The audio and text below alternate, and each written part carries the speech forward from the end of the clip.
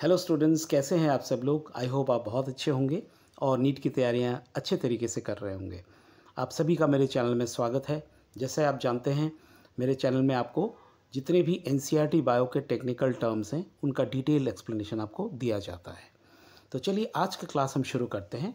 आज हम पढ़ने जा रहे हैं अबाउट प्रोकैरियोटिक सेल्स के बारे में। प्रोकैरियोटिक सेल्स बहुत ही इम्पॉर्टेंट छोटा सा टॉपिक है, लेकिन वेरी इंपॉर्टेंट। प्रोकैरियोटिक सेल्स, पहले हम इनके एग्जाम्पल्स देख लेते हैं और फिर हम बात करेंगे डिटेल में प्रोकैरियोटिक सेल्स के बारे में। जो बैक्टीरिया होते हैं, ये एग्जाम्पल है। ब्लू ग्रीन एल्गी है और mycoplasma as well as PPLO, pleuropneumonia like organisms. So pleuropneumonia like organisms, PPLO, mycoplasma, blue green algae and bacteria, ये सारे कैसे सेल्स हैं?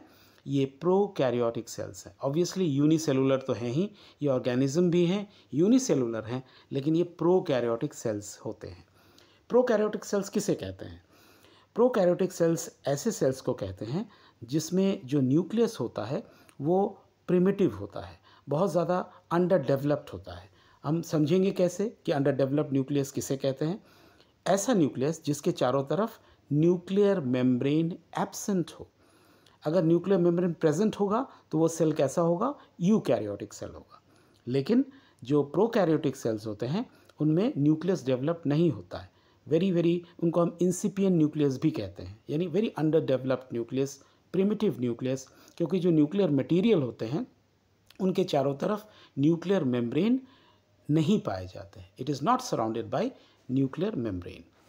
अब देखते हैं और कैरेक्टरिस्टिक फीचर क्या है। दे में very greatly in shape and size. अगर हम बैक्टीरिया की बात करें तो बैक्टीरिया के अलग अलग शेप्स हैं, आप जानते हैं, उसी पर बेस्ड उनके नाम हैं। जैसे बैसिलस हो गया रॉड लाइक, कॉकस हो गया स्फेरिकल, विब्रियो हो गया कॉमा शेप्ड, और स्पाइरलम जो है वो स्पाइरल बैक्टीरिया होते हैं। ये किस बेसिस पर है? इनके शेप्स पर है।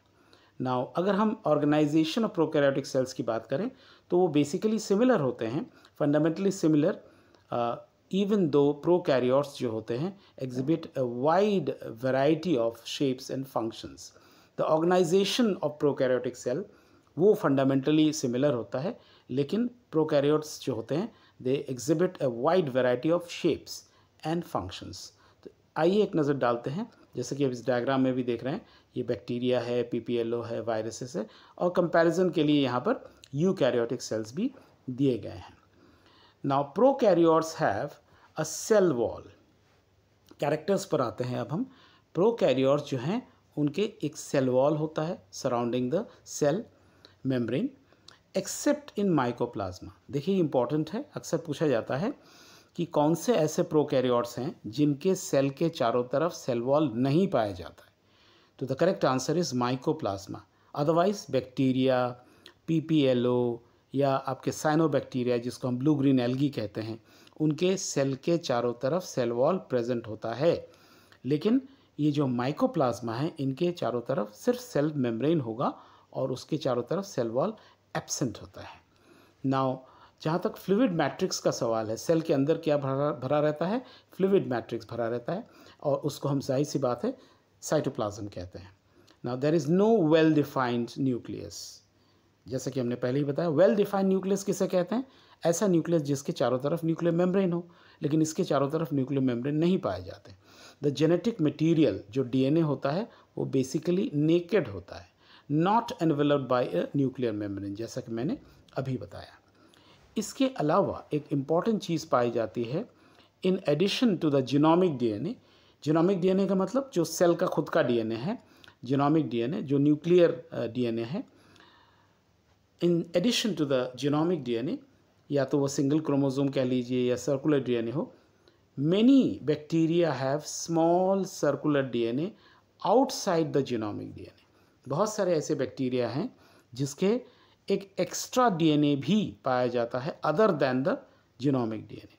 और वो कैसा होता है?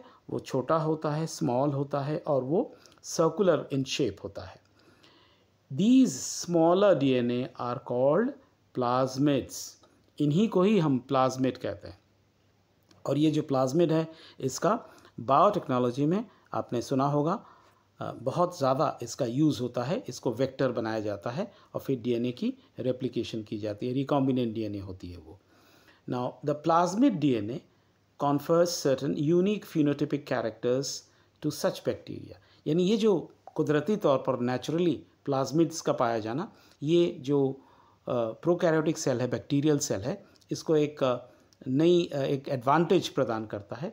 और वो एडवांटेज क्या है, कैरेक्टर क्या है, रेजिस्टेंस टू द एंटीबायोटिक्स, यानी जो बैक्टीरियल सेल्स हैं उनके आसपास अगर कोई एंटीबायोटिक हो, यानी बैक्टीरियोसाइडल हो, बैक्टीरिया किलिंग हो, तो उसको एक तरह से कॉम्बैट करने के लिए, बैटल करने के लिए, रेजिस्ट करने के लिए प्लाज्मिड्स जो हैं वो पाए जाते हैं, जो कि एक्स्ट्रा जीनोमिक डीएनए होता है।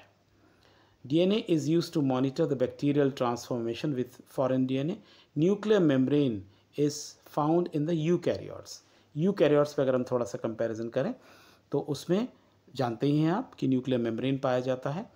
No organelle like the ones in eukaryotes are found in the prokaryotes. Prokaryotes में एक और चीज़ ध्यान रखिएगा, एक तो उसमें सेल न्यूक्लियर मेम्ब्रेन नहीं पाया जाता है, उसके साथ साथ मेम्ब्रेन बाउंड सेल ऑर्गेनेल्स भी नहीं पाए जाते हैं, लेकिन उनमें राइबोसोम ज़रूर पाया जाता है, जो कि एक नॉन मेम्ब्रेनस सेल ऑर्गेनेल है।